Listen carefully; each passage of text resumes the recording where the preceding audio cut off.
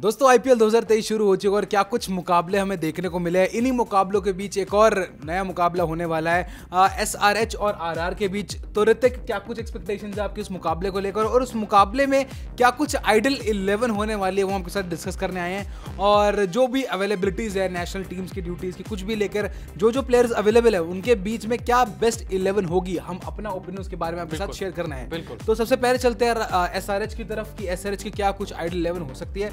देखिए, कप्तान यहाँ पर जो कप्तान वो भुवनेश्वर कुमार होंगे, क्योंकि एडन मार्करम नेशनल ड्यूटीज चलते अवेलेबल नहीं होंगे, तो कप्तान होंगे भुवनेश्वर कुमार।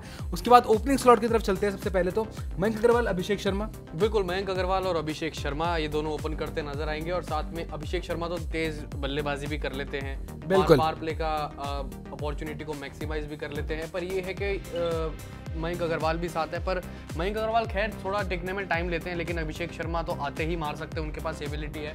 मयंक अग्रवाल टेक्निकली बहुत अच्छे हैं, पर उनका जो पिछला सीजन है रणजी वगैरह का डोमेस्टिक सीजन अच्छा था और डबल सेंचुरीज भी बनाई उन्होंने। पर ये है कि फॉर्मेट अलग है और फॉर्मेट जब बदलता है तो आपको उसी के हिसाब से डलना पड़ता है। पर दोनों मिलकर मैक्सिमाइज कर सकते हैं अपॉर्चुनिटीज़ पावर प्ले में। बस शुरुआत में जो हैदराबाद के स्टेडियम मुकाबला है वहाँ पर थोड़ा सा इनको जो है रुकना पड़ेगा, थोड़ी देर सेट होना पड़ेगा, फिर बल्लेबाजी जो है यहाँ पर बढ़ानी पड़ेगी और वो भी तेज।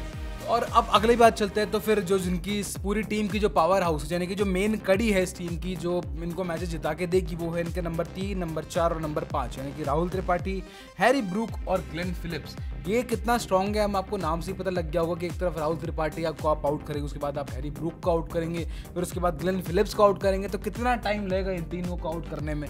जितने हार्ड हिटर्स हैं यहाँ पर, क्योंकि राहुल त्रिपाठी भी गेम को चलाना जानते हैं, रोकते नहीं है गेम को। उसके बाद हैरी ब्रूक, इनका तो कोई भी फॉर्मेट हो इनका अंदाज एक ही रहता है, वो लंबे छक्के मारने का। उसके बाद ग्लेन फिलिप्स, न्यूजीलैंड के एक और तेज खेलने वाले बल्लेबाज। उसके बाद चलते हैं ऑलराउंडर्स की तरफ, तो अब्दुल समद एक्स फैक्टर, और उसके बाद वाशिंगटन सुंदर। बिल्कुल, ऑलराउंडर्स की तरफ जो है वाशिंगटन सुंदर और अब्दुल समद, और फिर भुवनेश्वर कुमार, फिर आदिल रशीद, फिर उमरान मलिक और टी नटराजन। तेज़ गेंदबाजी में भुवनेश्वर हैं, अब उमरान हैं और टी नटराजन हैं। और साथ ही साथ जो स्पिनर्स हैं यहाँ पर, क्योंकि इस पिच पर स्पिनर का रोल ज़्यादा अच्छा होगा। गेम जैसे जैसे बढ़ेगा पिच स्लो होता जाएगा, शुरुआत में भी झलकी दिखनी शुरू हो जाएगी स्लो विकेट की।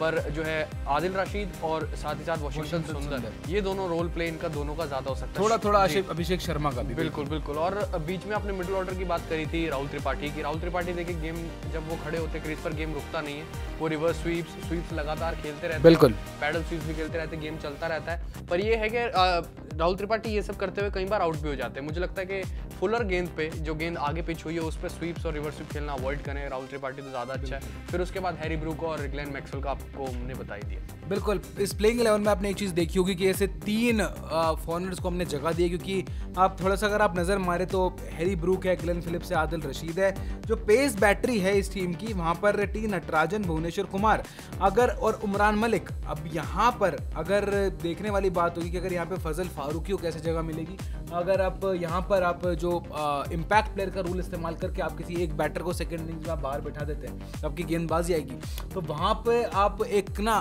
फजल फारूकी को आप मौका दे सकते हैं। बिल्कुल हो सकता है ऐसा। अब चलते हैं दूसरी टीम की तरफ, राजस्थान रॉयल्स की तरफ। तो राजस्थान रॉयल्स की कुछ ऐसी प्लेइंग 11 हो सकती है। देखिए, ओपनिंग तो जो पिछले सीजन थी वही सीजन रहने वाली है। यशस्वी जायसवाल, जॉस बटलर। बिल्कुल, यशस्वी जायसवाल और जॉस बटलर।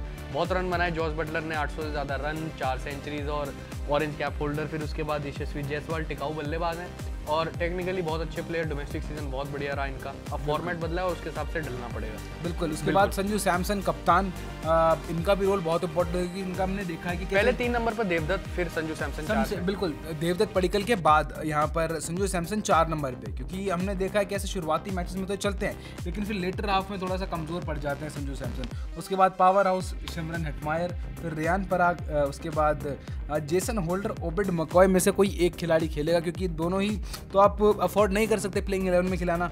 जेसन होल्डर के यहाँ पे चांसेस ज़्यादा बन जाते हैं क्योंकि सीनियर ऑलराउंडर है, और सीनियर ऑलराउंडर के होते हुए थोड़ा सा जेसन होल्डर के चांसेस ज़्यादा है, क्योंकि लास्ट ईयर में ओबिड मकॉय की बात करूँ तो काफ़ी एक्सपेंसिव साबित हुए थे गेंदबाजी में। हाँ बिल्कुल। उसके बाद जो गेंदबाजी की यूनिट संभालेंगे वो संभालेंगे ट्रेंट बोल्ट। उनके साथ साथ जो एक और साथी गेंदबाज होगा वो कुलदीप सेन या फिर नवदीप सैनी में से एक होगा। नवदीप सैनी के चांसेस मुझे लग रहा है कुलदीप सेन खेलेगा।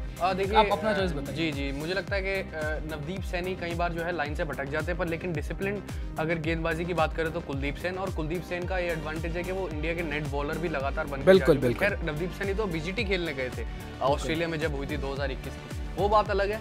पर आप देखिए अश्विन और चहल, इन दोनों का रोल बहुत हो सकता है क्योंकि विकेट एडम जैम्पा जैसा गेंदबाज वो मुझे लगता है इस माफ कीजिएगा राजस्थान की टीम को बाहर बिठाना पड़ेगा, क्योंकि आपके पास युजवेंद्र चहल एक को आप तेज बाहर नहीं बिठा गेंदबाज, सकते। या अगर मान लीजिए सेकंड इनिंग्स में गेंदबाजी करती है राजस्थान, तो मुझे लगता है कि एडम जैम्पा को अंदर रखा जा सकता है क्योंकि विकेट स्लो होता जाएगा। बिल्कुल बहुत एक्सीलेंट ये डिसीजन हो सकता है कि अगर आप एक बल्लेबाज को बाहर, आप एक अपना जो ओवरसीज को अगर आप कम खिलाएं और उसके बाद आप एडम जैम्पा को खिला दें, तो एक चांस बन सकता है कि आप होल्डर को बाहर बिठा दें और आप एडम जैम्पा को अपनी टीम में शामिल करें। तो ये एक इंटरेस्टिंग चॉइस हो सकती है राजस्थान की तरफ से। बिल्कुल। और बाकी जो इनके पास इम्पैक्ट प्लेयर है वो है जो रूट, मुर्गन अश्विन को यूज़ कर सकते हैं। होल्डर और जैम्पा का हमने नाम ले ही लिया है तो पहले, तो होल्डर या ओबेड मैकॉय, दोनों में से एक। ये एक इम्पैक्ट प्लेयर भी देखने वाली बात होगी, क्योंकि हमने देख लिया कैसे कप्तान थोड़े से कंफ्यूज आते हैं इम्पैक्ट प्लेयर वाले रूल को लेकर। हाँ बिल्कुल। तो आपको क्या लगता है कि क्या कुछ आइडल प्लेइंग 11 हो सकती है? हमारी प्लेइंग 11 से आप कितना एग्री करते हैं, हमें कमेंट सेक्शन में कमेंट करके जरूर बताएं,